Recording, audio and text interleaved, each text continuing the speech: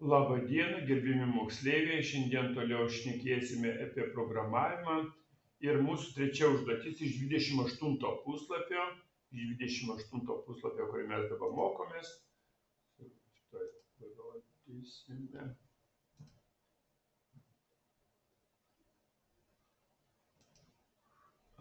Iš 28 puslapio mes dabar darome trečią uždavinį. Va šitą uždavinuką darom iš 28 puslapio apie balionus. Gerai, tai pažiūrėkime, kaip mums jį padaryti tą užduotį. Ir aš čia pasiruošiau aiškinimą, paskui parodysiu ir kodą. Taip, užduotis. Andrius 7 gimtadienio proga gavo N balionų. N balionų, kintamasis N. Su draugais nusprendė balionus paleisti į dangų. Dalis pučiamų balionų sprogo, tai kintamasis K. Likusius balionus Andrius pasidalijo su draugais D po lygiai. Jeigu po dalybų dar liko balionų, tai juos pasiėmė Andrius. Po kiek balionų M kintamasis gavo kiekvienas draugas ir kiek balionų A kintamasis teko Andriui. Parašykit programą šiam uždaviniui spręsti. Tai dabar matematinis aiškinimas. Kaip mes turėtume galvoti? Tai pirmiausia, visi balionai N, sprogo balionų K ir draugų skaičius D. Tai čia mums duota, tai čia duomenys. Reikės mums rasti, kiek balionų gavo kiekvienas draugas lygiai ir kiek balionų liko Andriui, po to, kai padalijo visiems draugams. Tai dabar apskaičiuojame nesprogusių likusių balionų skaičių. Tai B lygų, kintamasis B gali būti, ir N tai visi balionai atimti iš sprogusių balionų. Tai bus B, ne? Padaliname likusius balionus visiems, kadangi ir Andrius pats dalyjasi, tai dalyjama D plus 1 žmonėms. Kiekvienas gauna. Tai M, kad gauti M balionų, kiekvienas gauna balionų, tai reikia B padalinti iš D plus 1. Tai B padalinti skliausteliuose D plus 1. Ne? Tačiau dalyma tik visiškai po lygiai. Todėl ir lieka, kad reiškia A, balionų, kiek balionų liko Andriui, A, tai bus rezultatas, ne? Kiek lieka, tai B liekana D plus 1. Šie balionai atitenka Andriui papildomai.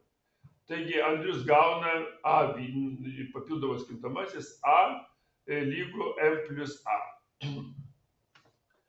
Tiek, kiek visi likučiai, tai kiek gauna visą, plus ir A prisideda, ne?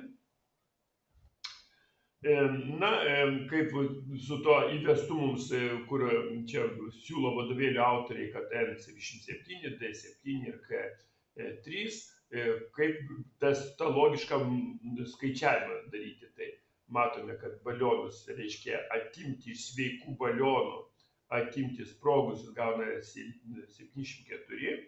Toliau dalytojų skaičius, tai D plus 1, tai bus, sakykime, 8, jeigu mes ten turime įvedę. Toliau reiškia, kad M gaudim 74 padalinti iš 8 lygu 9, visi gauna po 9. Ir A gautas 74 liekana iš 8 lygu 2 balionai, plus Andrius prie tų 2 gauna dar 9, kaip jisai gaudavo su visais tolygiai. Ir gaunasi viso 11. Štai programos keli kodų variantai. Tai pirmas variantas, kaip jisai atrodo. Čia liekana panaudojama, ne? Antras variantas tai yra, kada be liekanos yra naudojama tiesiog šitai skaičiuoti. Pažiūrėkime, kaip programa veikia. Tai čia su lietuviškais žodžiais, kaip parašėm, tai čia gal dabar truputėlį pakeisiu šitos žodžius. Įdėsiu, kad nelietuviškai rodytų, nes mes nematysim paskui pranešimų. Aiškiai.